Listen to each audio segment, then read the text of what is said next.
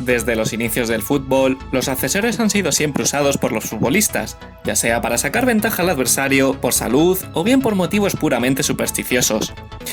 Hoy vamos a repasar algunos de los jugadores más recordados por haber llevado este tipo de suplementos y que, de alguna manera, terminaron siendo una parte indispensable de ellos dentro del terreno de juego.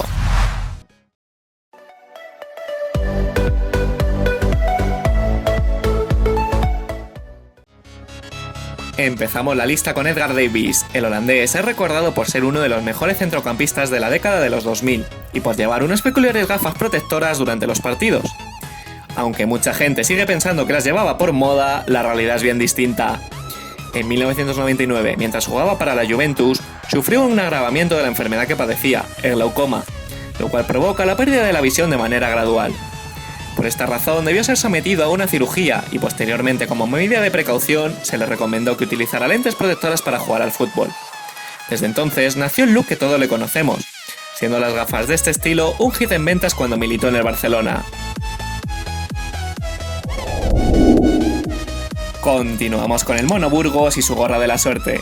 Su fe en ella y en la suerte que pensaba que le daba llegó a tal extremo que con 42 años no se la quitaba ni para pasar por la ducha. Famoso por su habilidad en los mano a mano y en detener penaltis, Burgos siempre fue uno de los jugadores más queridos por la afición colchonera. Uno de los momentos más recordados del guardameta fue el penalti que le detuvo Luis Figo en el Bernabéu en el año 2003 y en el que su famosa gorra fue protagonista. Pues vendría bien el gol para evitar los nervios de estos últimos 10 minutos, ¿eh? Sí, porque estábamos diciendo que el Atleti, aunque no esté dando mucha sensación de peligro, luego en cualquier momento hemos apuntado el 3-1 ya, ¿eh? Allá va Figo, pues no, lo tendré que borrar. El primero que falla Figo. Vaya hambre. ¿Y qué le pasa al Mono? Y el Mono Burgos le ha dado el balón en la cara. Sí, balonazo en la cara, ha parado con la cara, no con las manos. Ha disparado 5 penaltis Figo y ha fallado el primero.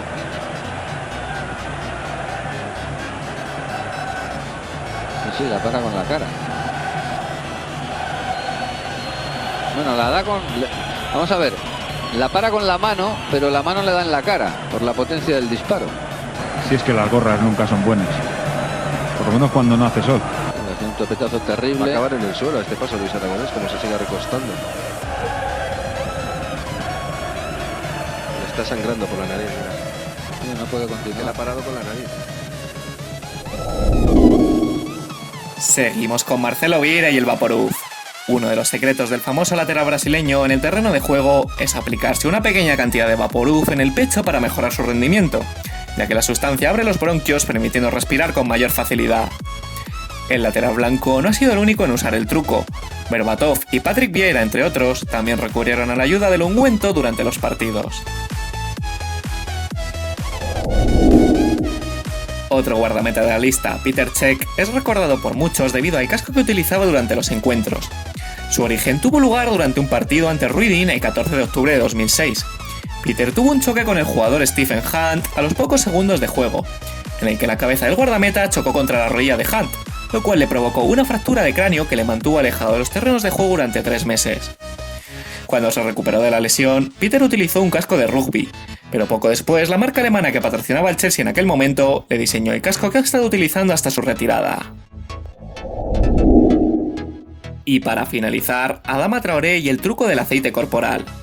Tras su explosivo debut con la selección española de Luis Enrique, Adama fue cuestionado acerca del aceite que le untaban los fisios en los brazos antes de los partidos. El extremo explicó que la idea nació debido a una lesión en el hombro por la cual decidieron aplicarle el aceite para que las manos de los defensas resbalasen al intentar agarrarle y así evitar agravar su lesión.